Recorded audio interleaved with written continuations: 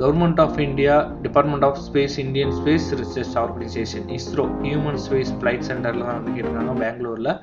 Recruitment of medical officer, SC scientist, engineer, அதுக்கப்புறம் technical assistant, scientific assistant, technician, draughtsman, assistant, இது எல்லாமே வந்து கேட்டிருக்காங்க. ஸோ இதில் எந்தெந்த போஸ்ட்டில் வந்து எவ்வளோ வேக்கன்சி, இதுக்கு என்ன குவாலிஃபிகேஷனை எப்படி செலக்ட் பண்ணுவாங்க அப்படிங்கிறதான் கொடுத்துருக்காங்க. மெடிக்கல் ஆஃபீஸருக்கு வந்து எம்டி அபிடேஷன் மெடிசனில் இருக்கணும், ஸ்க்ரீனிங் இன்டர்வியூ இருக்கும். ஸ்போர்ட்ஸ் மெடிசனில் ஒரு வேக்கன்சி, ஸ்க்ரீனிங் அண்ட் இன்டர்வியூ இருக்கும்.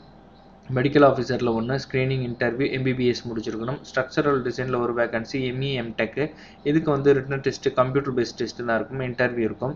அடுத்தது பார்த்தீங்கன்னா இன்ஸ்ட்ருமெண்டேஷன் இன்ஜினியரிங்கில் 2 வேகன்சி, எம்இ எம்டெக் முடிச்சிருக்கணும், ரிட்டன் டெஸ்ட், இன்டர்வியூ. அடுத்ததாக பார்த்தீங்க அப்படின்னா சேஃப்டி ரிலையபிலிட்டி இன்ஜினியரிங்கில் 1, ME MTech, written test, interview.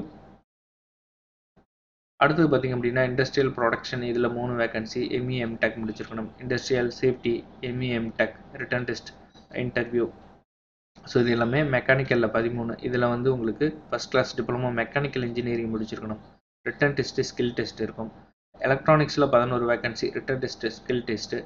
எலக்ட்ரிக்கலில் வந்து 2, ஃபோட்டோகிராஃபி, சினிமோட்டோகிராஃபியில் 2. அடுத்தது மைக்ரோபயாலஜி 1, ஃபிட்டரில் 22, ஃபிட்டரில் 22, எஸ்எஸ்எல்சி, ஐடிஐ, என்டிசி, என்ஏசி இதெல்லாம் முடிச்சிருக்கணும். இதுக்கு வந்து ஸ்கில் டெஸ்ட்டு, கரிக்குலம் பேஸில் இருக்கும், ரிட்டன் டெஸ்ட் இருக்கும். எலக்ட்ரானிக் மெக்கானிக்கில் வந்து 12 வேக்கன்சி, ஐடிஐ 10th முடிச்சிருக்கணும். அடுத்தது பார்த்திங்கன்னா வெல்டரில் 2, மெஷினிஸ்டில் 2, எலக்ட்ரிக்கலில், டர்னர், கிரைண்டர், இதில் டிராஃப்ட்ஸ்மேனில் 9, டிராஃப்ட்ஸ்மேன் சிவிலில் ஒரு 4 வேக்கன்சின்னு சொல்லி கொடுத்துருக்காங்க. அடுத்தது பார்த்திங்க அப்படின்னா அசிஸ்டண்ட்டில் வந்து 4 வேக்கன்சி, அசிஸ்டன்ட் ராஜ்சபாவில் 1. ஸோ ஓவராலாக போஸ்ட் வந்து எவ்வளோ வேக்கன்சி, எவ்வளோ சேலரி அப்படிங்கிற கம்ப்ளீட் டீட்டெயில்ஸ், ஏஜ் லிமிட் எல்லாமே வந்து இந்த நோட்டிஃபிகேஷனில் கிளியராக கொடுத்துருக்காங்க. ஸோ நீங்கள் செக் பண்ணி பாருங்கள் உங்களுக்கான எலிஜிபிலிட்டி என்ன, ஏஜ் லிமிட் கேட்டிருக்காங்க, என்ன குவாலிஃபிகேஷன் கேட்டிருக்காங்க அப்படிங்கிறத செக் பண்ணிட்டு நீங்கள் இந்த வெப்சைட்டில், அதாவது www.isro.gov.in கரண்ட் ஓப்பனிங்ஸில் அதில் போய்ட்டு நீங்கள் ஈஸியாக அப்ளை பண்ணிக்கலாம். லாஸ்ட் டேட் வந்து 9/10/2024. அப்ளை பண்ணுறதுக்கு முன்னாடி இதில் என்னென்ன இன்ஸ்ட்ரக்ஷன் கொடுத்துருக்காங்க அப்படிங்கிறத நீங்கள் செக் பண்ணி பார்த்துட்டு அதுக்கப்புறம் அப்ளை பண்ணுங்கள். அப்ளிகேஷன் ஃபீஸ் வந்து 250 ரூபா வந்து பே பண்ணணும். எஸ்சி, எஸ்டி, எக்ஸ் சர்வீஸ்மேன் இவங்களுக்கு வந்து எந்த வித அப்ளிகேஷன் ஃபீஸும் கிடையாது.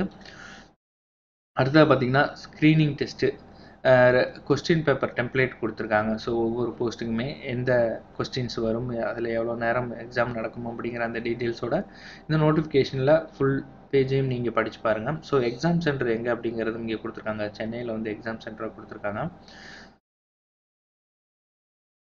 ஸோ இந்த போஸ்ட் எல்லாமே டெம்பரவரி தான், but likely to continue indefinitely. So அதுக்கப்புறம் கண்டினியூ ஆகும் அப்படிங்கிறது அதில் கொடுத்துருக்காங்க. ஸோ செக் பண்ணி பார்த்துட்டு உங்களுக்கான எலிஜிபிலிட்டி இருந்து அப்படின்னா லாஸ்ட் டேட் முன்னாடி அப்ளை பண்ணுங்கள். டீட்டெயில்டு நோட்டிஃபிகேஷனோட லிங்க்கை நான் டிஸ்கிரிப்ஷன் பாக்ஸில் கொடுக்குறேன், செக் பண்ணி பாருங்கள். மீண்டும் ஒரு பதிவில் சந்திக்கிறேன். நன்றி.